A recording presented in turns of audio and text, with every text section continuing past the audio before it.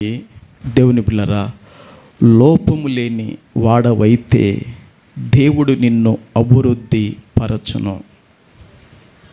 ఏమండి, ఒకసారి అందరు కలిసి చెప్తారా? రాసుకున్నారక్క? రాసుకున్నారు, థ్యాంక్ యూ.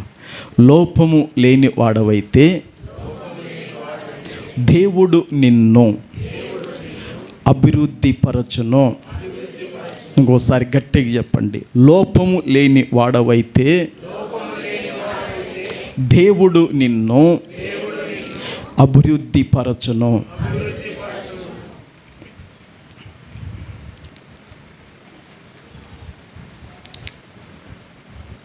ఈ ఆది కాండంలో ఈ 17వ అధ్యాయంలో దేవుని బిడ్డలారా, అబ్రాముకు 99 ఏండ్లు నిండుతాయి. అబ్రాముకు ఒక్కటి తక్కువ 100 సంవత్సరాలు అబ్రహాముకు వస్తాయి. అబ్రహాముకు ఆ వయసు వచ్చినప్పుడు అబ్రహాము 99 ఏండ్ల వాడైనప్పుడు దేవుని బిడ్డలారా, పరిశుద్ధుడైన దేవుడు, ఆ మహోన్నతుడైన దేవుడు అబ్రహాముకు ఏమవుతాడంటే ప్రత్యక్షము అవుతాడు. దేవుని బిడ్డలారా, దేవుని యొక్క ప్రత్యక్షత చాలా చాలా దేవుని పిల్లలమైన మనకు చాలా అవసరం. బైబిల్ ఈ విధంగా సెలవిస్తుంది, దేవోక్తి లేని ఎడల జనులు కట్టులేక తిరుగుదురు అని వాక్యము సెలవిస్తుంది. ఏం కావాలంట? దేవోక్తి కావాలి. ఈ దేవుని యొక్క ప్రత్యక్షత అనేది దేవుని బిడ్డలారా,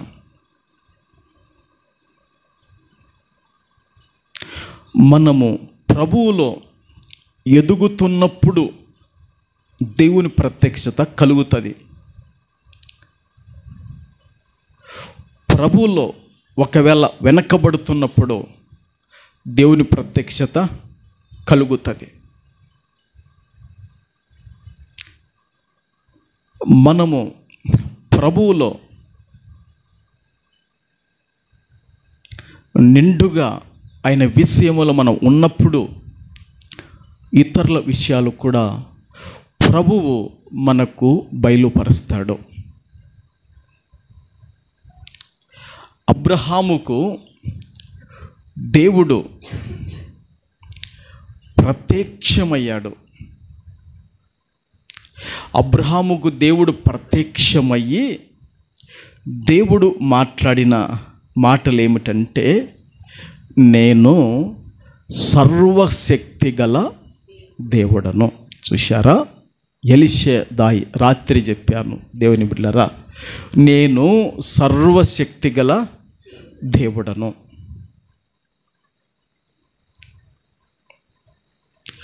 ఒకసారి దేవుడు నాతో మాట్లాడినాడు. ఎప్పుడు ఎట్లా మాట్లాడినాడంటే, దేవుని బిడ్డలారా, ఈ స్థలం కొన్న తర్వాత ఈ ముఖము మందిరం వేయాలి. ఒక పెద్ద మనిషి సలహా ఇస్తే దేవుని బిడ్డలారా, ఈ బొక్కు కొట్టించాం. చందా వసూలు చేయడానికి, మందిరం కొరకని చందా వసూలు చేయాలని బొక్కు కొట్టించాం. బొక్కు కొట్టించినప్పుడు నేను కృష్ణరావుపేటకు తొమ్మలూరుకి వెళ్ళాను. అక్కడ మా 3వ అన్న అక్కడ ఉన్నాడు. అప్పటికి అన్న ఉండి నేను కూడా కొంత ఒక 3,000 సాయం చేస్తలే అన్నాడు. ఆ రాత్రి దేవుడు నాకు ప్రత్యక్షమై ఏమన్నాడంటే, నా శక్తి నీకు తెలిసి కూడా ఎందుకు డబ్బులు అడుగుతున్నావు అన్నాడు. ఆ రోజు ఆ బుక్కులు పక్కకు పారేసినాను. ఇస్తామన్న వాళ్ళకు కూడా, రాసిన వాళ్ళు కూడా అడగలేదు. ఇది సత్యము, ఇది వాస్తవం. చప్పర్లు కొట్టి ప్రభును ఘనపరచుదము గాక. నా శక్తి నీకు తెలిసి కూడా, నా ప్రభావం నీకు తెలిసి కూడా, నా మహిమ నీకు తెలిసి కూడా ఎందుకు నువ్వు అడిగావు? దేవుని బిడ్డలారా, ఇక ఆ దినాన్న వాటిని పక్కకు బారేసాం. ప్రభువే మనకు తోడుగా ఉంటూ ద్వారాలు తెరిచాడు. నేను సర్వశక్తి గల దేవుడను అన్నాడా? అబ్రహాము ప్రత్యక్షం ఏమన్నాడు? నేను సర్వశక్తి గల దేవుడను. ఎలిషదాయి అంటే మనుషులకు అసాధ్యమైన వాటిని సాధ్యం చేసేవాడే ఎలిషదాయి. డాక్టర్లకు అసాధ్యమైనటివి, ట్యాబ్లెట్లకు అసాధ్యమైనటివి, నాటుమందులకు అసాధ్యమైనటివి దేవునికి సాధ్యం గనక ఆయన సర్వశక్తుడు. స్తోత్రం.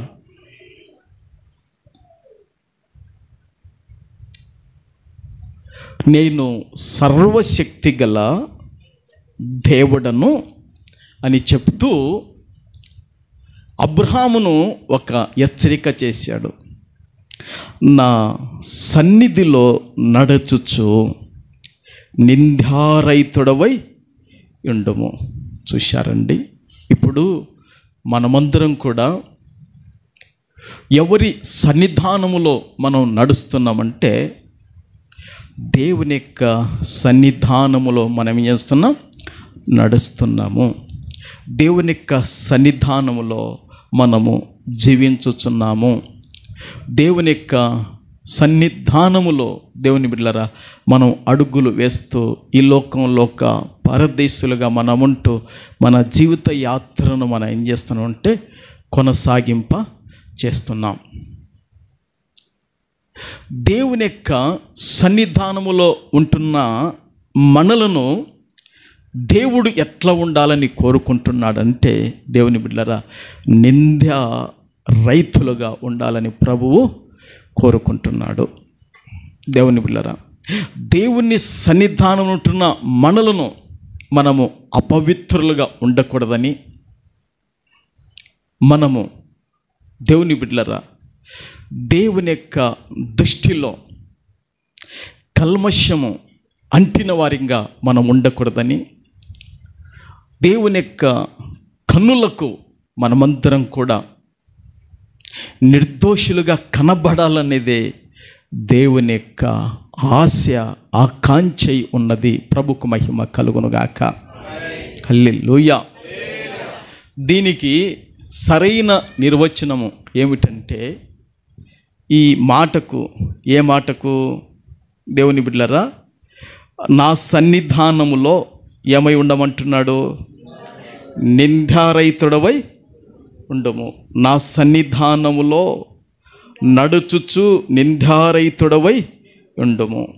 దీనికి సరైన నిర్వచనము మాట ఏమిటంటే నీవు పరిపూర్ణుడుగా ఉండాలి అని దేవుడు చెప్పాడు. ఏం చెప్పాడు దేవుడు? నిందారహితుడవై ఉండమంటే నీవు పరిపూర్ణుడవై ఉండాలి. పౌలు ఒకసారి ఒక మాట అంటాడు విశ్వాసులతో. ఏమంటాడంటే దేవుని బిడ్డలారా క్రీస్తు యేసు ఎదుట మిమ్మలను పరిపూర్ణులుగా చేసి పెట్టాలన్నది మా కోరిక, మా బోధ, మా సువార్త, మా యొక్క విజ్ఞాపనలు, మా కన్నీళ్ళు, మా రోదన అంటాడు. స్తోత్రం. హల్లెలూయా.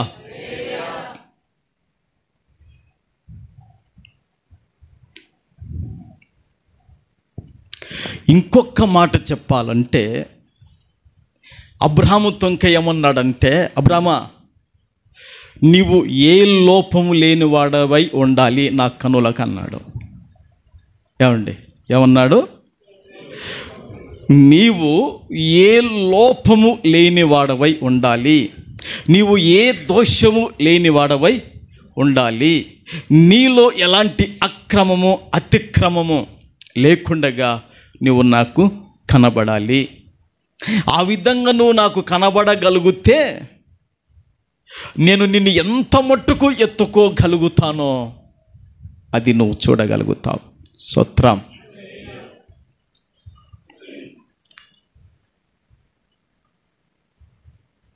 నిందారహితుడవై ఉండము అంటే చెప్పాను, గుర్తుందిగా.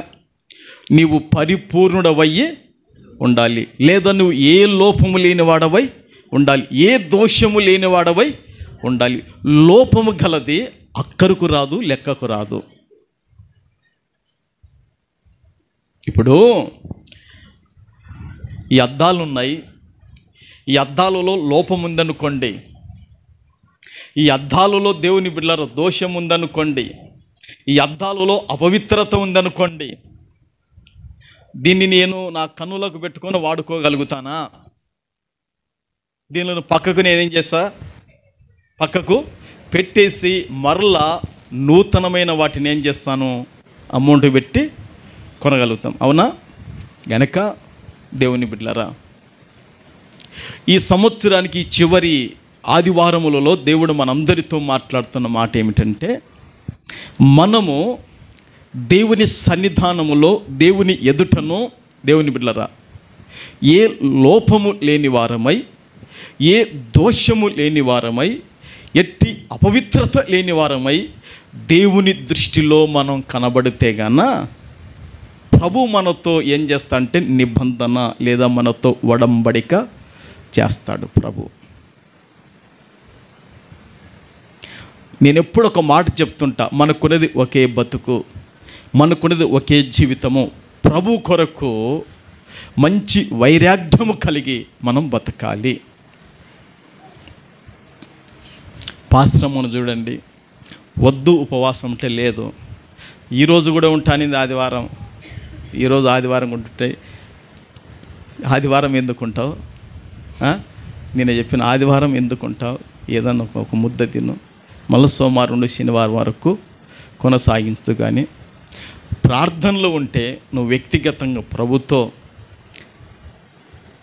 మాట్లాడాలి గనక, నువ్వు వ్యక్తిగతంగా ప్రభుతో నువ్వు విన్నపించుకోవాలి గనక నీవు ఈరోజు తిను, మరల రేపు నుంచి ప్రార్థనలో ఉందో కానీ స్తోత్రం. గనక దేవుని బిడ్డలారా, లోపము గలది దేవుని బిడ్డలారా, అది అక్కరకు రాదు, అది లెక్కకు వస్తుందా? అక్కరకు రాదు, లెక్కకు రాదు. అందుకే దేవుడు రాజైన సొలొమోనుతో ప్రసంగిలో ఒక మాట రాయించాడు. ప్రసంగిలో ఒక మాట ఉంది, 1:15 ఏముందంటే, ప్రసంగిలో దేవుని బిడ్డలారా ఆ మాటని చదువు నాయన. వంకరగా ఉన్న దానిని సక్కపరచ సఖ్యము కాదు, లోపము గలది లెక్కకు అక్కరకు రాదు. అంతేనా? లెక్కకు రాదంటే అక్కరకు కూడా రాదనేదిగా.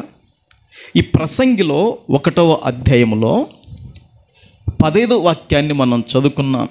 ఈ వాక్యములు ఏముందంటే, వంకరగా నున్న దానిని చక్కపరచ సఖ్యము కాదు. వంకరగా నున్న, వంకరగా అంటే సొట్టగా, అంతేనా? వంకరగా ఉన్నంటే సొట్టగా, సొట్టగా ఉన్న దానిని, అవునంతేనా? అంత కాదు చెప్పండి. వంకరగా నున్న దానిని అంటే సొట్టగా ఉన్న దానిని. చాలామంది మాటలలో కానీ, చాలామంది చూపులలో కానీ, చాలామంది ప్రవర్తనలో కానీ వంకరగా ఉంటుంది. ఈ వంకరగా ఉంటే దేవుని బిడ్డలారా, దాన్ని చక్కపరచటానికి అది అస్సలు ఇక సఖ్యము కాదు, వంకరగా నున్నదని చెప్తుంది. అందుకే అబ్రాహాముతో అంటున్నాడు, నువ్వు నాకు వంకరగా కనపడుతున్నావు. అబ్రాహాముతో ఏమన్నాడు? నువ్వు నాకు వంకరగా కనపడుతున్నావు. అందుకే దేవుడు హెజ్కేలుతో ఏమంటాడంటే, నరపుత్రుడు నువ్వు చక్కగా నిలవబడము, నేను నీతో మాట్లాడాలనుకుంటున్నాను అంటాడు. అవునా? అబ్రహాము దేవుని బిడ్డలారా, దేవుని దృష్టిలో సొట్టవాడైపోయాడు. దేవుని దృష్టిలో ఏమైపోయాడు? సొట్టవాడైపోయినాడు. భార్య పట్టి తిప్పితే సొట్టవాడైపోయినాడు. ఎవరు తిప్పితే? మేమంతా ఎవరి చేతుల్లో ఉంటే భార్య చేతుల్లో ఉన్నాం. రాజు ఎవరి చేతుల్లో ఉన్నా అంటే పావని చేతిలో ఉన్నాడు. ఇంక అంతే, ఏం లే. చినరాజు ఎవరి చేతుల్లో అంటే జానసమ్మ చేతిలో ఉంది. సంసోను ఎవరి చేతుల్లో? కాంతముఖ చేతిలో. ఇంకా మిమ్మల్ని కాదని, ఎందుకంటే మీరు మాకు సహాయకులుగా దేవుడు పెట్టాడు. ఇంకా మీరు ఎట్ట తిప్పితే మీరు సొట్ట తిప్పితే సొట్టలం అవుతాం, మీరు సక్క తిప్పితే సక్కగా అవుతాం. ఎలియాజరు కూడా కీర్తనమ్మ చేతిలో ఉన్నాడు. ఒకసారి పాశ్రమకు చూపించినాడు. ఎంత ప్రేమ అండి భార్య అంటే ఎలియాజరుకు. ప్రభుకు మహిమ కలుగునుగాక. ఉండాలి. బైబిల్లో చెప్పినదిగా, నీవు నీ భార్యను ఏం చేయాలా? బాగా గుద్దాలని చెప్తుందా? నీ భార్యకు బాగా కారం తీసుకొని కండ్లేసి కొట్టమని చెప్తుందా? లేదండి. దేవుని బిడ్డలారా, నీ భార్యను నువ్వు ఏం చేయాలా? ప్రేమించాలని రాయబడింది. నీ భర్తకు నువ్వు ఏం చేయాలా? లోబడి ఉండాలని వాక్యము చెప్తుంది. మరి ఒకసారి పాశ్రమ కనబడింది ఎలియాజరు విషయం. మరి కీర్తనమ్మ అంటే చాలా ప్రేమని కనబడిందని నాకు చాలా చెప్పింది. మంచిది, నేను ప్రభు తోడై ఉండునుగాక. ఆమేన్, హల్లెలూయా. గనుక దేవుని బిడ్డలారా, ఈ వంకరగా నున్న దానిని, ఈ సొట్టగా ఉన్న దానిని చక్కపరచ సఖ్యము కాదు. అబ్రహాము ఎందుకు సొట్టోడైపోయాడు, ఎందుకు వంకరగా అయిపోయాడంటే, దేవుడు ముందే మాట్లాడినాడు అబ్రహాముతో. అబ్రహామా, నీకు సంతానం ఇస్తాను, ఆయన కొంచెం ఓర్పు కలిగి ఉండు. నీకు సంతానం ఇస్తా, నువ్వు ఓర్పు కలిగి ఉండు. ఇప్పుడు నాకు పాశ్రమకు కూడా బాధ. మా నిండు జీవితాలు ఈ పరిచర్యకు అప్పగించుకున్నాం.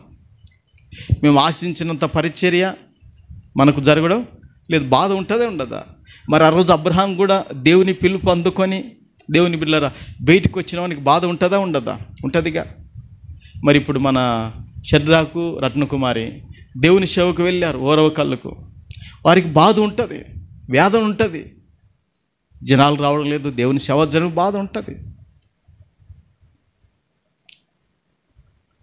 ఈ తల్లి, ఈమెకేమి విపరీతమైన బుద్ధి కలిగిందో ఈ శారాకు, ఈ ముసలామెకు, ఉండి ఈ ఆగర్ను పెళ్లి చేసుకో, దాన్నన్నా పెళ్లి చేసుకుంటే దేవుడు ఏమైనా సంతానం ఇస్తాడేమో అని ఆ మాటలతో సొట్టదిప్పింది.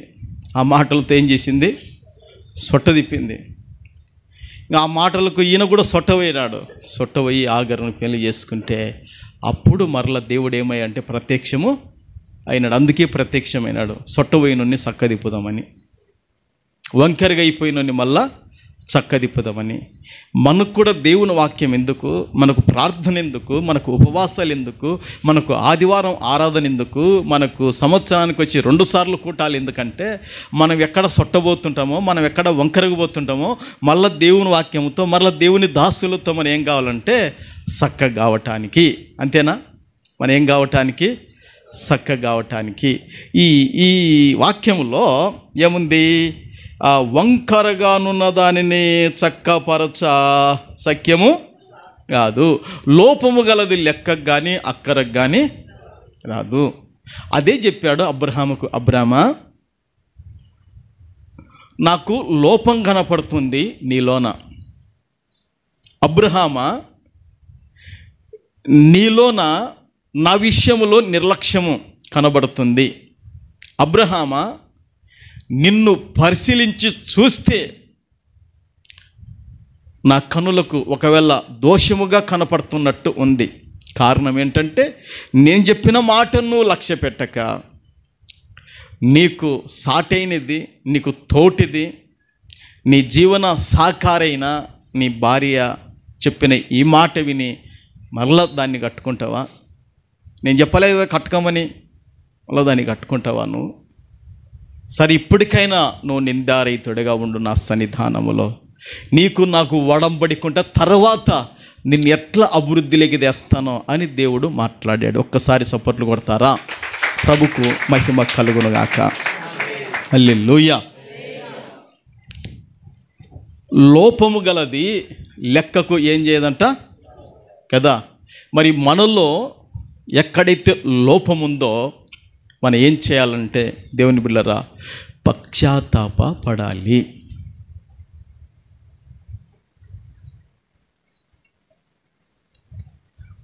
ఇప్పుడు లోపం ఉన్న వాళ్ళని ఎవరైనా పెళ్లి చేసుకుంటారా? ఇప్పుడు మగపిల్లలకు లోపం ఉంది అనుకోండి, ఆడపిల్లలకు లోపం ఉంది అనుకోండి, పెళ్ళిళ్ళు చేసుకుంటారా? పెళ్ళిళ్ళు చేసుకోరు. వాళ్ళకు ఒక ఒక ఒక చెయ్యి కాలో ఏదో ఒకటి లోపం ఉందనుకోండి, చాలా బాధాకరమే. సరే, రంగు ఎట్లున్నా పర్వాలేదు కానీ దేవుని బిడ్డ రంగు మనకు ముఖ్యం కాదు. కానీ దేవుని బిడ్డలారా బైబిల్లో ఒక మాట రాయబడింది, గుణవతైన భార్య దొరకుట అరుదు. వీళ్ళు దొరకరంట. ఎవరు దొరకరు? గుణవతైన భార్య దొరకుట అరుదు. చాలా తక్కువ, 100కి 10 మందిగానే ఉంటారేమో. ఇక ఆ 100కి 10 మంది ఉన్న వాళ్ళు ఏం చేస్తారంటే చాలా కష్టపడతారు. భర్త ఎంత కష్టపడుతుంటే వాళ్ళు కూడా అంతే కష్టపడతారు. అతన్ని లాభానికి వెలితి కలగనీయరంట. అతని లాభానికి వెలితి కలగనీయరు. వారు బాగా తమ నడుము బిగించుకొని చేతులతో బలంగా పనిచేస్తారని, తమ వ్యాపారములను అనుభవపూర్వకముగా తెలుసుకుంటారని వాక్యములో రాయబడింది. 31:18 ఉంటుంది చూడండి, సామెతల గ్రంథములో. అన్న 31:18. నేను చెప్పేది 31వ అధ్యాయము 18వ వాక్యం. అది సంవత్సరం ఎన్నో వచ్చిన చదువుతున్నారు? నేను 18 చెప్పాను, 31:18 అదే కదా. తన వ్యాపార లాభము, అక్కడ బాగా ఆలోచన చేయండి. ఏముంది? మరొకసారి కొంచెం గట్టిగా చదువు, రాజు అందరు వింటారు. తన అని ఉందా? తన వ్యాపార లాభము అనుభవము చేత తెలుసుకొనును. చూడండి, తన వ్యాపార లాభము అనుభవము చేత ఏం చేస్తుందంట? తెలుసుకుంటుంది.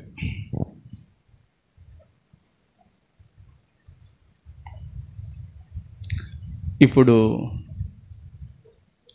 నాకు దేవునిలో దాదాపుగా 2003 నుంచి నాకు అనుభవం ఉంది. ఇప్పుడు కొరియన్ను ఈడ ఎక్కించినాం అనుకోండి, కొరియన్ వాక్యం మీరు వింటారా? కొరియన్ వాక్యం అసలు మీరు వినలేరు. చెప్తాడు కానీ అనుభవంతో కూడా చెప్పేది వేరు, మా ఊర్లుగా ప్రిపేర్ అయ్యి చెప్పేది వేరుంటుంది. ఈ తన వ్యాపార లాభమును అనుభవం చేత ఆమె ఏం చేస్తుందంట? తెలుసుకుంటుంది. మరి మన సంఘములో వ్యాపారం చేస్తుంది. మరి జానసమ్మ వ్యాపారం చేస్తుంది. చిన్నరాజు సరుకు తెచ్చి ఇచ్చేసాల, చాలా బాగా కష్టపడుతుంది. మరలంగా ఈరోజు సాయంత్రం స్టార్ట్ చేయాలి రత్న మొక్కలది వ్యాపారం. సంస్థలు వ్యాపారం చేస్తున్నారు, యేసురాజనులు వ్యాపారం చేస్తున్నారు. దేవుని బిళ్ళరా, మీ వ్యాపారం అనేది మీ అనుభవం చేత మీకు ఏం చేస్తుందంటే తెలుస్తుంది. వ్యవసాయం కూడా అంతే, మీ అనుభవం చేత మీకు తెలుస్తుంది. నువ్వు చెమట ఖర్చు ప్రతి రెక్కల కష్టం నీకు అనుభవం చేత అది తెలుస్తుంది. అనుభవం లేకుండా నీకు ఏది కూడా తెలియదు. అనుభవమే కొందరికి పాఠమైపోతుందని పెద్దలు అంటుంటారు. ఒకరి అనుభవమే ఒకరికి పాఠము. గనుక అక్కడి నుంచి ఇక్కడికి ఎందుకు మనం దాటుకొని వచ్చామంటే, దేవుని బిడ్డలారా, ఈ గుణవత్తైన స్త్రీలో ఎలాంటి లోపం అనేది కనబడదంట. మీరు చదువుకోండి, తర్వాత ఏ లోపము లేకుండగా ఆమె జీవించి బతుకుతుందని వాక్యములో రాయబడింది. అందుకే లోపము గలది లెక్కకు అంటూ అక్కరికంటూ రాదు అని ప్రసంగిలో రాయబడింది. ఇంకొక చోట ఏం రాయబడిందంటే, దేవుని బిడ్డలారా, దాదాపుగా దాదాపుగా క్రీస్తు శకం 96వ సంవత్సరంలో, అమ్మా ఏ సంవత్సరము? క్రీస్తు శకం 96వ సంవత్సరంలో లేదా 94, 90 అంత 90, 96 ఆ లోపు, ఆ టైంలో క్రీస్తు శకం 90లో ఇద్దరు అన్నదమ్ముళ్ళు ఏం చేశారంటే, బాగా యవ్వనములు ఉన్నారు, అమ్మా బాగా ఉడుకు రక్తములు ఉన్నారు, బాగా కండలతో ఉన్నారు, మంచి బాగా ఇద్దరు అన్నదమ్ములు బాగున్నారు. ఉంటే యేసుక్రీస్తు యొక్క వాక్యం చేత, యేసుక్రీస్తు యొక్క పునరుత్థానం చేత, యేసుక్రీస్తు యొక్క అద్భుతాల కార్యములు చెప్పుతుంటే విని, ఈ ఇద్దరు అన్నదమ్ములు ఒక సేవకుడు చెబుతుంటే విని వీళ్ళిద్దరు రక్షణ పొందుతారు, సంఘములో చేర్చబడతారు, పరిశుద్ధాత్మ చేత నింపబడతారు. ఇద్దరు అన్నదమ్ముల్లో నింపబడి ఇక సంఘ సహవాసంలో బాగా కొనసాగుతుంటారు. ఇద్దరికి పెళ్ళిళ్ళు అవుతాయి, ఎవరి సంసారం వాళ్ళకు ఉంటుంది. ఇంక ఎక్కడ తగాద పడిందో తెలియదు, ఎక్కడ వ్యాజ్యం పడిందో తెలియదు, కానీ ఇద్దరు అన్నదమ్ములు ఎవరెదుట కొట్లాడుకుంటారంటే, ఈ మారు మనసు లేకుండా, ఈ రక్షణ లేకుండా సంఘానికి వెలుపలు ఉంటారుగా, వాళ్ళ ఎదుట జగడమాడతారంట. ఈ విషయం తెలిసింది వాళ్ళ ఆత్మీయ తండ్రికి తెలిసింది. ఆయన అంటాడు, రేయ్ ఇద్దరు అన్నదమ్ములు కొట్లాడుకుంటుంటేరా, ఇద్దరు అన్నదమ్ములు జగడమాడుతుంటేరా, ఇద్దరు అన్నదమ్ముళ్ళు పోట్లాడుకుంటుంటారా, మీలో ఒక్కడన్నా బుద్ధిమంతులు లేడరా, వాళ్ళకు బుద్ధి చెప్పనీకి మీలో ఒక్కడైనా బుద్ధిమంతుడు లేడురా అంటున్నాడు వాళ్ళ ఆత్మీయ తండ్రి. మీరిద్దరు అన్నదమ్ములు ఆ విధంగా కొట్లాడుకొనుట, మీరు వ్యాజ్యమనుట, మీరు పోట్లాడుకుంటా, అది మీకు లోపమే. మొదటి కొరింథీయులకు రాసిన పత్రికలో ఉంది, చూడండి. నేను చెప్పినది వాస్తవం కాదు మీకు తెలుసు. మొదటి కొరింథీయులకు రాసిన పత్రిక 6వ అధ్యాయము, మొదటి కొరింథీయులకు రాసిన పత్రిక 6వ అధ్యాయము 7వ వాక్యాన్ని ఒకసారి చదువుకుందాం. ఈ మొదటి కొరింథీయులకు రాసిన పత్రికలో ఈ 6వ అధ్యాయములో 7వ వాక్యాన్ని చదువుకున్నాం. మరొకసారి చదవన్న మాట సంస్థనున్న, ఒకని మీద ఒకడు వ్యాజ్యమాడుట మీలో ఇప్పటికే కేవలము లోపము. ఎవరికి వ్యాజ్యమడిందంటే, ఇద్దరు తోబుట్టులకి వ్యాజ్యమడిందంట. పై వచనాలు చూసి మీకు బాగా అర్థమైపోతుంది నేను చెప్పినది వాస్తవము కాదు. అక్కడ 5లో రాయబడింది చూడండి, మీకు సిగ్గు రావాలనని చెప్పుచున్నాను. ఏమి? చూడండి, తన సహోదరుల మధ్యను వ్యాజ్యము తీర్చగల బుద్ధిమంతుడు మీలో ఒక్కడైనను లేదా? అయితే సహోదరుడు సహోదరుని మీద వ్యాజ్యమాడుచున్నాడు, మరి అవిశ్వాసుల ఎదుటనే వ్యాజ్యమాడుచున్నాడు. చూశారా? అక్కడేముంది? తన సహోదరుల అని ఉందా? చూడండి, తన సహోదరుల మధ్యను వ్యాజ్యము తీర్చగల బుద్ధిమంతుడి మీలో ఒక్కడైనను లేడా? ఇప్పుడు వ్యాజ్యం అనేది ఎవరికి పడిందంట? తన సహోదరులకే, తోబుట్టులకే పడిందంట. తోడి కోడాన్లకే వ్యాజ్యం పడుతుంది. ఒక ఇంటిలో ఉన్న అన్నకు చెల్లెలకి వ్యాజ్యము పడుతుంది. ఒక ఇంటిలో ఉన్న భర్తకు భార్యకి వ్యాజ్యము. ఈ విధంగా వ్యాజ్యమాడుట, వివాదం పెట్టుకొనుట అది లోపం అంటున్నాడు. ఇద్దరు భార్య భర్తలు కొట్లాడినా అది లోపమే. అత్త కోడాలు కొట్లాడినా అది లోపమే. అత్త మీద నుంచి కోడాలు కొట్లాడింది అనుకో, అత్త మట్టంగా ఉండాలి. మరొక మాట అనకూడదు. ఇంకా ఒక గంట కల్లా దేవుడు ఏం చేస్తాడంటే, నీ పక్షాన వేగంగా నీ కొడాలి మీదకి దేవుడు దిగొస్తాడు. దిగొచ్చి ఆమెకి ఎక్కడ తలకాయ నొప్పి పెట్టాలనో, ఎక్కడ కాలు నొప్పి పెట్టాలనో, ఎక్కడ నడుము నొప్పి పెట్టాలనో, ఎక్కడ కాలు నొప్పి, ఎక్కడ కడుపు నొప్పి పెట్టాలనో, ఏం నొప్పి పెట్టాలో నొప్పి పెట్టి దేవుడు అల్లాడిస్తాడండి. బైబిల్లో ఉంది, చూస్తారా మీరు? నువ్వుకే మట్టంగా ఉండాలంట, అసలు ఏమనకూడదంట. భర్త పొరపాటున భార్య మీదకి లేచినా అనుకోండి, భార్య మౌనంగా ఉండాలంట. యేసు రక్తమే జయం.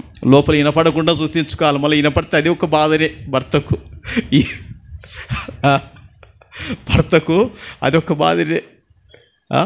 లోపలికి శుతించుకుంటున్నాలా, యేసు రక్తం ఇచ్చి యేసు రక్తం శుతించుకుంటున్నాలా.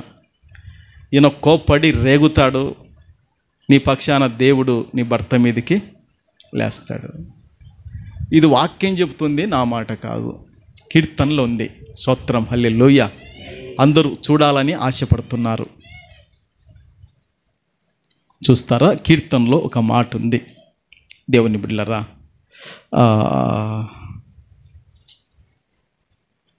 ఒక మాట నేను మీకు చూపిస్తాను. దేవుని బిడ్డలారా, 81వ కీర్తనలో దేవుని బిడ్డలారా, ఆ 13, 14 ఒకసారి చూడండి. అయ్యో నా ప్రజలు నా మాట వినిన ఎడల, ఇశ్రాయేలు నా మార్గముల అనుసరించిన ఎడల ఎంత మేలు.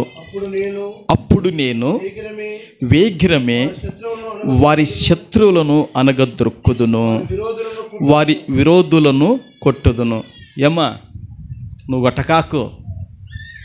గట్టకాకు, కొట్టితోడున్నాడు. కొట్టేవాడు మనం కొడితే 10 మంది మళ్ళీ కుప్ప చేస్తుంది. స్తోత్రం. నువ్వు కొడితే 10 మందిని కుప్ప చేయాల్సిన పరిస్థితి వస్తుంది.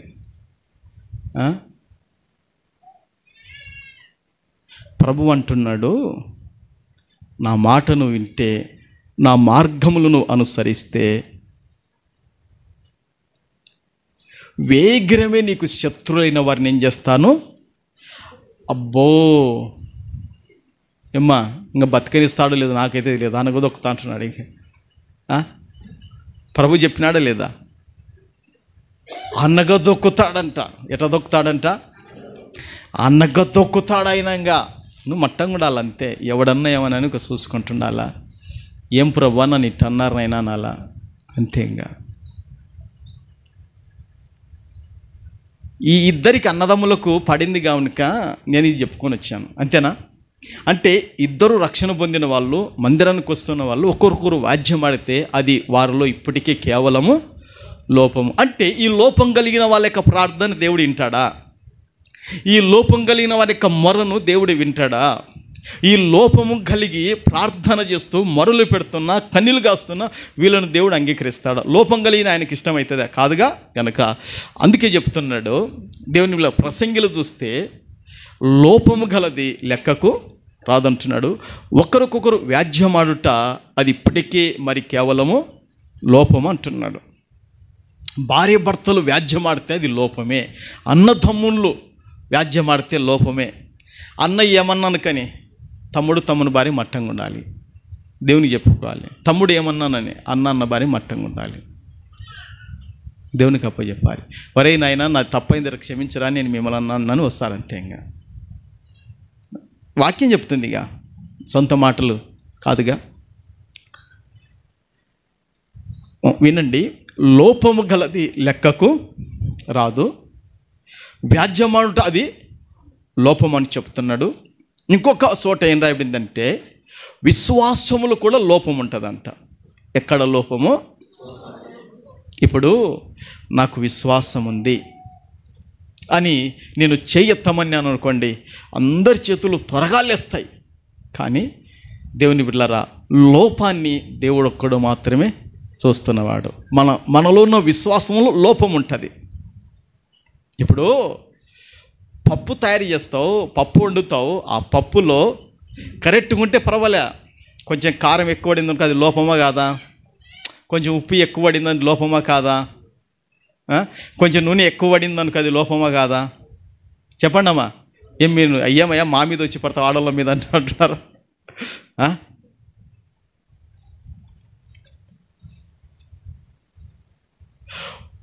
ఇప్పుడు అది పప్పు అనేది, భోజనం అనేది అది కరెక్ట్గా ఉందనుకోండి, ఇంకా భర్త ఏమి, కొడుకేమి, బిడ్డలేమి, అది అయిపోయేంత వరకు, ఏది చేసిన వంట అయిపోయేంత వరకు ఇంకా తల్లికి కానీ భార్య కానీ పూదండలే పడుతుంటాయి మెడ మీదగా.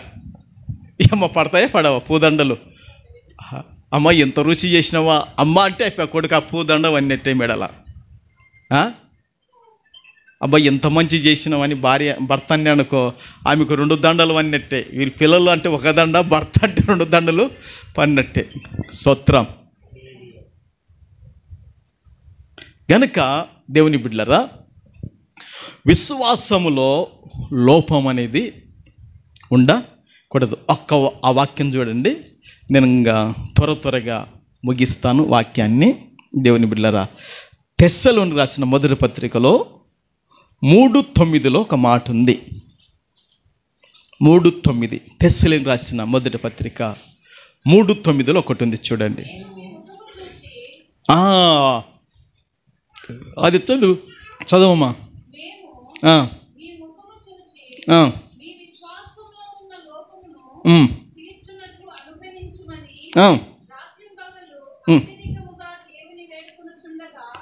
చాలమ్మా. దేవుని బిడ్డలారా, పౌలు గారు అంటాడు ఎవరితోని, కొరింథీ తెస్సలోనికి విశ్వాసులతో ఏమంటున్నాడంటే, మీ విశ్వాసములో ఉన్న లోపమును తీర్చున్నట్లు. రాత్రి అనక పగలనక మేము ఏం చేస్తున్నామంటే దేవుణ్ణి వేడుకుంటున్నాం, ప్రార్థన చేస్తున్నాం, కన్నీళ్ళు కారుస్తున్నాం, రోదన చేస్తున్నాం. మీ ముఖాన్ని చూసినప్పుడు మీలో విశ్వాసంలో లోపాన్ని మేము తీర్చాలి. ఆ లోపము, విశ్వాసంలో లోపము ఉంటే విశ్వాసానికి కర్త దాన్ని కొనసాగించు వానికి మీరు అయోగ్యులైపోతారు. వాక్యంలో రాయబడింది కదా దేవుని బిడ్డలారా, విశ్వాసానికి కర్త దానిని కొనసాగించు వాని వైపు మనం ఏం చేయాలంట, చూస్తూ పందెపు రంగములో పరిగెత్తాలని వాక్యములో రాయబడింది. విశ్వాసములో లోపం ఉందనుకోండి దేవుని బిడ్డలారా, మనం ఏమైతామో తెలుసా, దుష్టుడు వేస్తున్న ప్రతి అగ్ని బాణాన్ని మనం ఆర్పలేము. ఇప్పుడు దుష్టుడు నాకేం చేశాడంటే ఒక అగ్ని బాణాన్ని వేశాడు. ఎప్పుడు వేసాడయ్యా, యాడేసినాడని మీరు చూస్తున్నారేమో.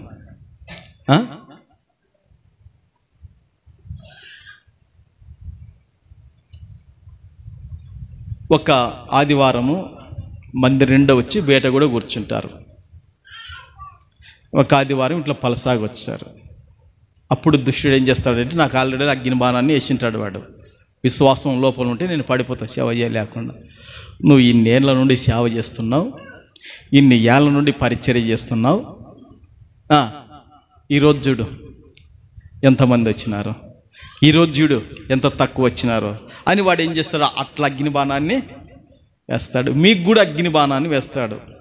మనం ఇంత చేస్తున్నాం, మనకు అభివృద్ధి కనపడడం లేదే, మనం వర్ధిల్లడం లేదని ఇట్లా అగ్ని బాణాలు వేస్తాడు. వేసినప్పుడు మనలో విశ్వాసంలో లోపం ఉంటే వాటిని మనం ఆర్పలేము, ఇక వానికి రాజీ పడిపోతాము. విశ్వాసంలో లోపం ఉంటే దుష్టునితో చేయగలుగుతాము, దుష్టునితో స్నేహం చేస్తాము, దుష్టునికి మనం చోటిస్తాం. గనక మీ విశ్వాసంలో లోపాన్ని తీర్చున్నట్లుగా, మీరు విశ్వాసంలో పరిపూర్ణులుగా ఉండునట్లుగా తీర్చటానికే మీ ముఖాన్ని చూస్తే మేము ప్రభువును రాత్రి అనక పగులనక వేడుకుంటున్నాం. స్తోత్రం, హల్లెలూయా. ఒక ఆయన నా ముఖాన్ని చూశాడు నంద్యాలలో పెద్ద హాస్పిటల్లో. పాస్టరమ్మ గారి వదిన కంటే మరి పాస్టరమ్మ గారికి హాస్పిటల్లో బాగాలేనప్పుడు నంద్యాల పెద్ద హాస్పిటల్ పై అపార్ట్మెంట్కు తీసుకువెళ్ళారు. పాశ్రమం లోపల చూస్తున్నారు డాక్టర్లు, నేను బయటున్నాను. అప్పుడే ఒక పాస్టర్ వచ్చాడు. ఆ పాస్టర్కు యద్దాసయ్య గారు చెప్తున్నాడు, ఇతను మా చెల్లెలి భర్త, ఇట్లా ట్రైనింగ్లో ఉన్నాడు ఇతను విజయవాడలో అని చెప్పాడు. అప్పుడు అతను నా ముఖాన్ని చూసి ఏమన్నాడంటే, ఒక్కటే మాట అన్నాడు, ఎక్కువ మాట్లాడలేదు, ఇతడు మంచి సేవ చేస్తాడన్నాడు. చప్పట్లు కొట్టి ప్రభువును ఘనపర్థం గాక. స్తోత్రం. ఆ మాట యేసుదాసయ్యతో చెప్పాడు, ఇతడు మంచి సేవ చేస్తాడని. ఈరోజు దేవుని బిడ్డలారా, మరి మన ముఖాన్ని చూస్తేనే ఇతరులు ఏం చేస్తారు, చెప్పగలుగుతారు. వివేచన, దేవుడు నాకు వివేచన వరాన్ని ఇచ్చినాడు. ఏ వరం ఇచ్చాడు? వివేచన వరాన్ని ఇచ్చాడు ప్రభు నాకు. మనిషిని చూస్తేనే చెప్పేస్తాం. ఇంకా కొందరు ఆవులిస్తే పేగులు లెక్క పెడతారన్నట్టుగా వివేచన వరాన్ని ప్రభు నాకు ఇచ్చాడు. ప్రభుకు మహిమ కలుగును గాక. గనుక దేవుని బిడ్డలరా, నాకు తెలిసింది టైము ఇప్పటికే 45 నిమిషాలు అయింది. మీరు కూడా సెతుకలో పడుతున్నారు, కాలు మార్చుకుంటున్నారు అటు ఇటు. ప్రభుకు మహిమ కలుగును గాక.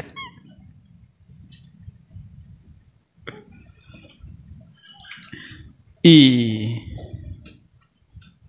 ఎక్కడికి వచ్చాం? విశ్వాసములో లోపం. మన విశ్వాసంలో లోపం ఉందనుకోండి, దేవుని యొక్క అనుగ్రహాన్ని కోల్పోతామని క్లుప్తంగా చెప్తున్నాను. అందుకే రాజబాబు అన్న పాట పాడాడుగా. ఏమని పాట పాడాడు? యేసు కొరకే బతికేదను అన్న దాంట్లో ఉంటున్నాను. విశ్వాస యాత్ర అని చరణం ఉందిగా. కనుక ఇప్పుడు వద్దు, లాస్ట్ను పాడుకున్న అవసరమైతే. ప్రభుకు మహిమ కలుగును గాక. సరే ఇప్పుడు అబ్రహాముతో దేవుడు ఏం మాట్లాడినాడు? నీవు నిందారహితుడవై ఉండాలి, నీవు పరిపూర్ణుడవై ఉండాలి, నువ్వు ఏ లోపము ఏ దోషము లేని వాడవై ఉండాలి. అప్పుడు నిన్ను అత్యధికముగా అభివృద్ధి పరుస్తానన్నాడు. స్తోత్రం. ఈ యొక్క పగటి కాలంలో ఈ ఆరాధనలో ఇక పావుగంట సేపు 3 విషయాలు క్లుప్తంగా చెప్పి నేను ముగిస్తాను. ఒకటి, సంతానము విషయములో అబ్రహాముని ఏమన్నాడంటే, నిన్ను అత్యధికముగా అభివృద్ధి పొందిస్తా అన్నాడు. ఈ భూమి మీద ఎవరైనా సంతానం వద్దనుకుంటారా? చెప్పండి, వద్దనుకుంటారా? మొన్న రత్నమ్మక్క భర్త అంటున్నాడు, అయ్యా బిడ్డ లేక నా బాధ నా దుఃఖం మీద నాకు తెలిసా, ఎవరికి చెప్పుకోవాలి నేను అంటున్నాడు. ఇంకా ఏమేమన్నా తీసుకుపోవాలి. ఇంకా స్తోత్రం. ఏమేమనో లేకుంటే ఆక్సరీ పాలు ఏమంటుందంటమ్మా. రాజు చెప్తున్నాడు, పావంతో ఏమ్మా అన్ని పాలల్లో వస్తున్నావు, మాకు తానీక లేవంటున్నారు. ఇంకా ఆక్సనీయరి ఆడిపిల్ల లేక బిడ్డ లేక ఎంత బాధపడుతుందో నాకు తెలుసు అంటున్నాడు.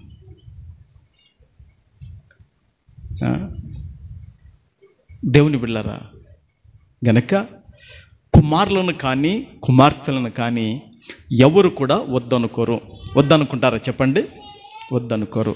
గనక దేవుడు అంటున్నాడు అబ్రహాముతోను, నేను నీకు సంతానం ఇస్తానైనా, నేను నీకు పిల్లల్ని ఇస్తానైనా, నేను నీ యొక్క వంశావళిని అభివృద్ధి పరుస్తాను, వారికి కానాను దేశాన్ని సొంత దేశముగా వారికి స్వాస్థ్యం ఇచ్చి వారికి దేవుడనై ఉంటాను.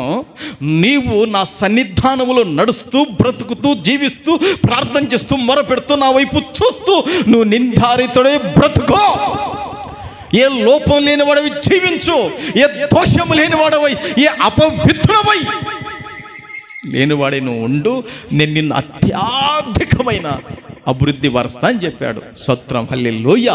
అందుకే ద్వితీయోపదేశ కాండలో ఉంది, రెఫరెన్స్ రాసుకోండి దేవుని బిడ్డలారా. 10:22లో ఒక మాట ఉంది. ద్వితీయోపదేశ కాండములో 10:22లో ఒక మాట ఉంటుంది. నీ పితరులు 70 మంది అయి ఐగుప్తునకు వెళ్ళిరి, ఇప్పుడు నీ దేవుడైన యెహోవా ఆకాశమందలి నక్షత్రముల వలె నిన్ను విస్తరింపజేస్తున్నాడు. స్తోత్రం. చూశారండి, ఏముంది అక్కడ? నీ పితరులు 70 మంది ఐగుప్తు దేశానికి వెళ్ళారు, ఇప్పుడు నీ దేవుడు ఏం చేశాడంటే ఆకాశమందలి పగటి కాలం మనకు నక్షత్రాలు కనపడతాయా? ఆ సూర్యుని వెలుగు అవి అసలు మనకు కనబడవు. చీకటి పడితేనే ఆ నక్షత్రాలు మనకు కనబడతాయి. ఆ ఆకాశమందలి నక్షత్రముల వలెనే మిమ్మల్ని విస్తరింపజేశాడు దేవుడు అని చెప్తున్నాడు మోషే గారు. స్తోత్రం, హల్లెలూయా. దేవుడు అబ్రహాముతో చెప్పినట్లుగా చేశాడా లేదా?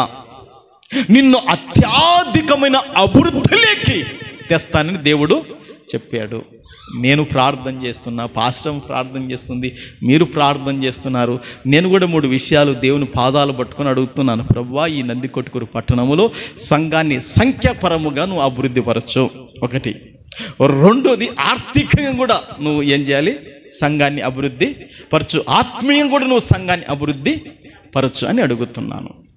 మనకు ఈ లోకములో దేవుని బిడ్డలారా, మొన్న ఒక ఆయన వచ్చాడు. మొన్న వదిన వచ్చింది. వదిన వచ్చి ఒక మాట్లాడింది, నాకు బాగా పిచ్చిలేసింది. ఇంకా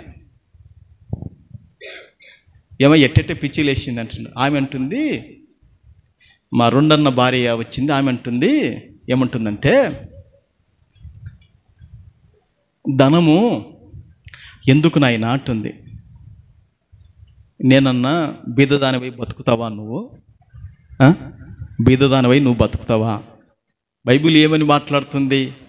బీదవాడు చుట్టములకందరికి కూడా అసహ్యుడు, బీదవాడు తన పొరుగు వారికి కూడా అసహ్యుడును చెప్తుంది కదా వదిన.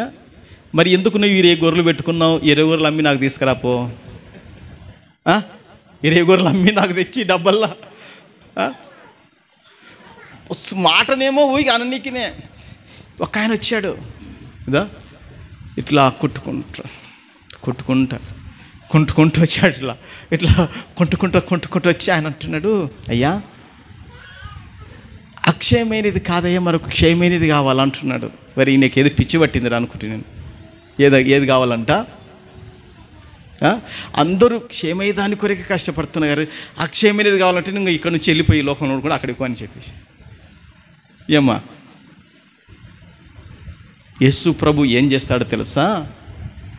మనం ధనవంతులం కావటానికి, మనం ఐశ్వర్యవంతులం కావటానికి ఆ పరిశుద్ధుడైన దేవుడు ఆకాశమని తన మంచి ఖజానా ధన నిధిని ప్రభు మన కొరకు తెరుస్తాడంట. చపర్లు కొట్టి ప్రభు నామాన్ని ఘనపరచుదుముగాక.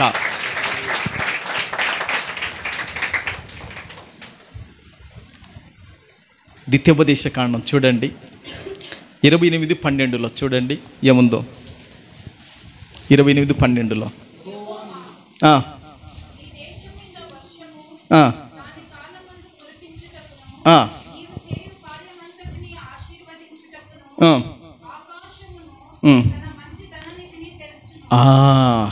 ఏమ్మా, ఎక్కడుందంట ధనానిది? ఒకసారి నేను చూశానమ్మా, మీకు చెప్పానుగా, ఒకసారి చూశాను. ఒక గొప్ప దర్శనం వచ్చింది. ఒక మంట మండుతుంది, తెల్ల మంట మండుతూ అది ఆకాశానికి ఎక్కిపోయింది. మంట ఎక్కిపోతే అక్కడ నుంచి ఒక ద్వారం తెరవబడింది. పెద్ద ద్వారం, ఈ మందిరం అంతుంటే ద్వారం. అక్కడ నుంచి అంత డబ్బు, బంగారు రూపంలో డబ్బు అంతా కిందికి వస్తుంది అక్క. ఆ తర్వాత ఒక సూర్యుడు, నక్షత్రాలు ఈ విధంగా కనబడింది. అప్పుడు నాకు ఈ వాక్యం గుర్తొచ్చేసింది. దేవుడు నాకు ఏదో ధనము సహాయం చేయబోతున్నాడు. స్తోత్రం. ఇబ్బంది ఇరుకులు లేకుండా ప్రభు సాయం చేయబోతున్నాడని గుర్తొచ్చేసింది. అందుకే ఒక పాట పాడుకుందామా? ధనవంతులుగా చేయుటకు, స్తోత్రం, ప్రభుకు మహిమ కలుగును గాక.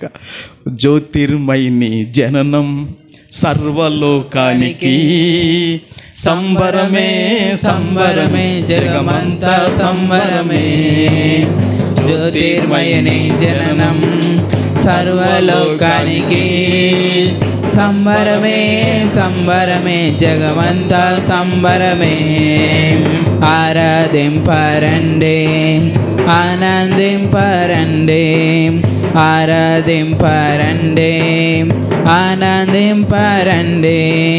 రాజానికే స్తోత్రము, శ్రేయస్సు రాజానికే స్తుతి స్తోత్రము. రాజానికే స్తోత్రము, శ్రేయస్సు రాజానికే స్తుతి స్తోత్రము.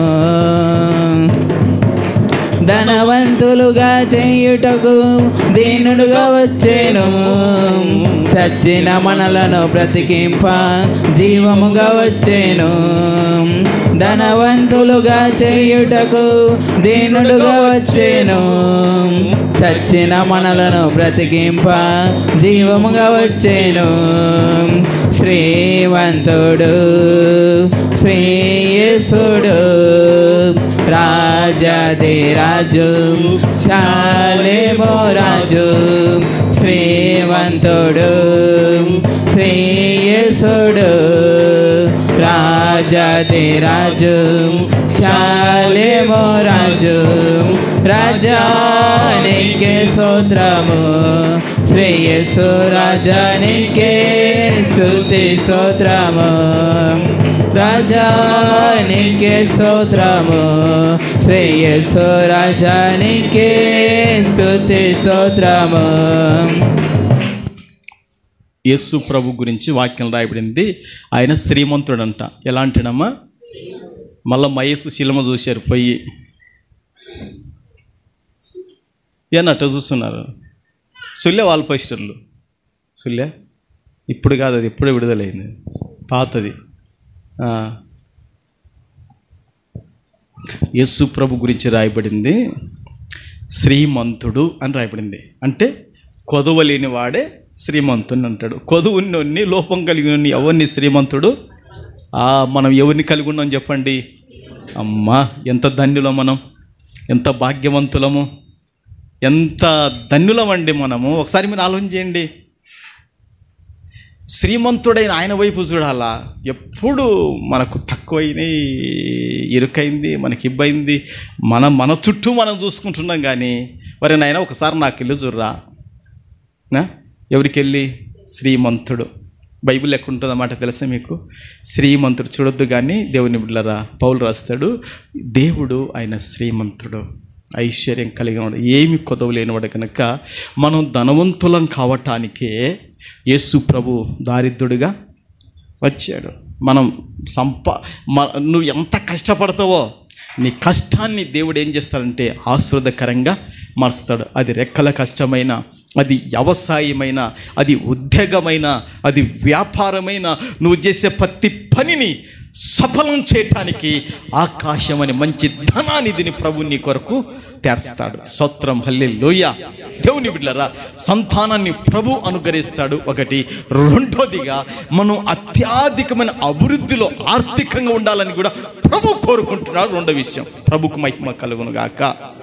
మూడో విషయం ఏమిటంటే దేవుని బిడ్డలారా, యాట బైబిల్ ఒక మాట రాయబడింది.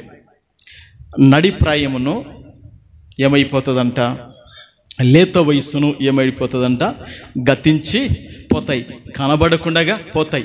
ఇప్పుడున్న సత్వ, ఇప్పుడున్న పుష్టి, ఇప్పుడున్న బలము ఇవన్నీ తగ్గిపోయి దేవుని బిడ్డలారా, ఇంకా అడుగేద్దామంటే కాలు రాదు, ఇంకా వంగాల్సింది వస్తుంది. అడిగేయాలంటే ఏం చేయాలి? కాలు రాదు.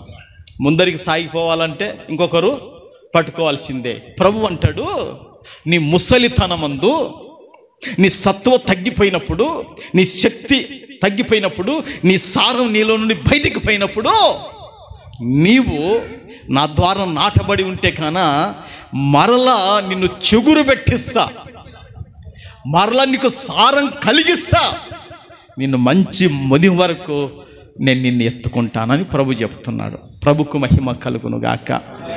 మనము దేవుని సన్నిధానములో ఏ లోపము లేకుండా ఉంటే గాన మనకు ప్రభు ఈ లోకములో సంతానము ఇవ్వగలుగుతాడు. ఈ లోకములో మనకు కావలసిన ధనాన్ని ప్రభు ఇవ్వగలుగుతాడు.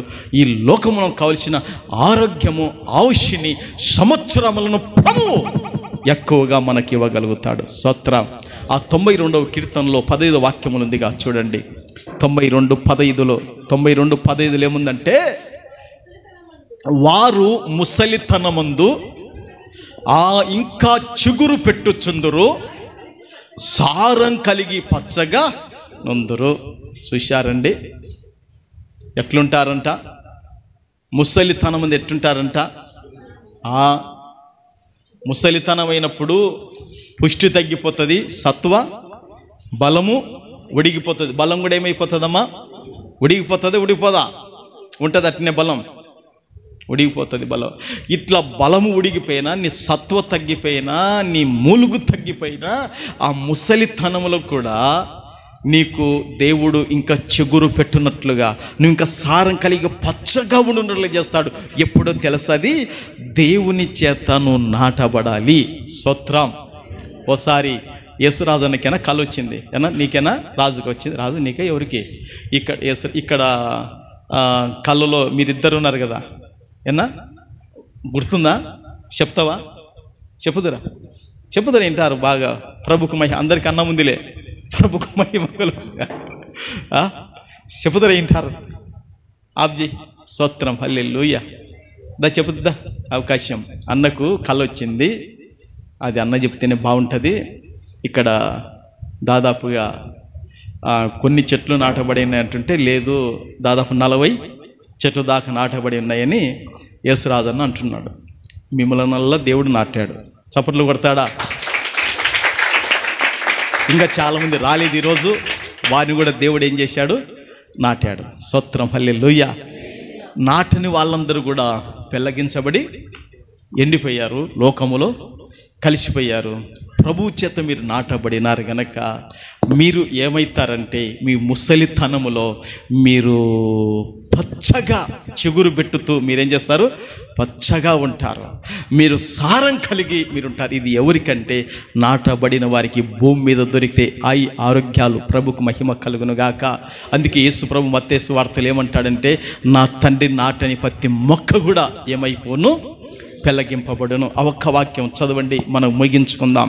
ఆ మత్తయి సువార్తలో 15:13 ఆ మాట ఉంది. దేవుని బిడ్డలారా, మత్తయి సువార్త 15:13.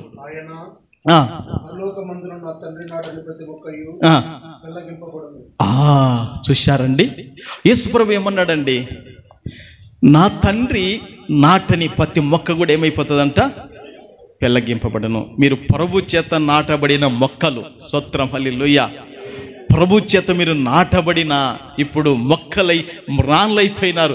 మీరు నీడనిస్తున్నారు, మీరు ఫలాలు ఇస్తున్నారు, మీరు పండ్లు ఇస్తున్నారు, మీరు ఆశ్రదకరంగా ఉండిపోయారు. ప్రభుకు మహిమ కలుగును గాక. హల్లెలూయా. మొన్న నేను షెల్లు ఇటు అంటున్నా, షెల్లు అట్టుంటే ట్రంప్ పక్కన వీళ్ళు కనపడుతున్నారు. ఎవరు? మనోళ్ళు సంసోన్ అన్న, రాజు, యేసురాజుని. వీళ్ళల్లా ట్రంప్ పైన ఉన్నాడు, వీళ్ళ కింద ఉన్నారు. మళ్ళీ వీళ్ళు పైకి వస్తే ట్రంప్ కిందకు వస్తున్నాడు.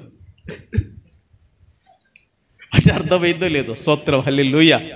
అంటే ఆయన కూడా కనపడుతున్నాడు, మనం కూడా కనపడుతున్నాం. ప్రభుకు మహిమ కలుగును గాక.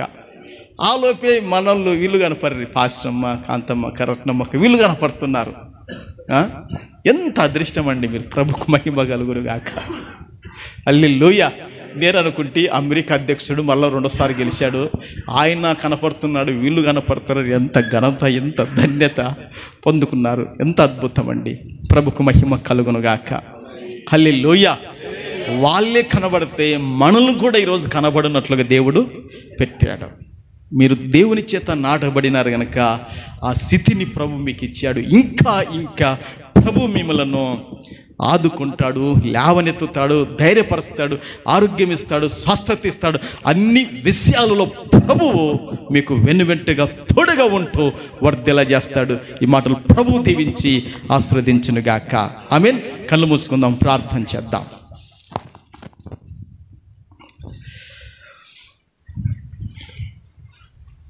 హల్లెలూయా, హల్లెలూయా, హల్లెలూయా, హల్లెలూయా, హల్లెలూయా, హల్లెలూయా, హల్లెలూయా, హల్లెలూయా, హల్లెలూయా, హల్లెలూయా.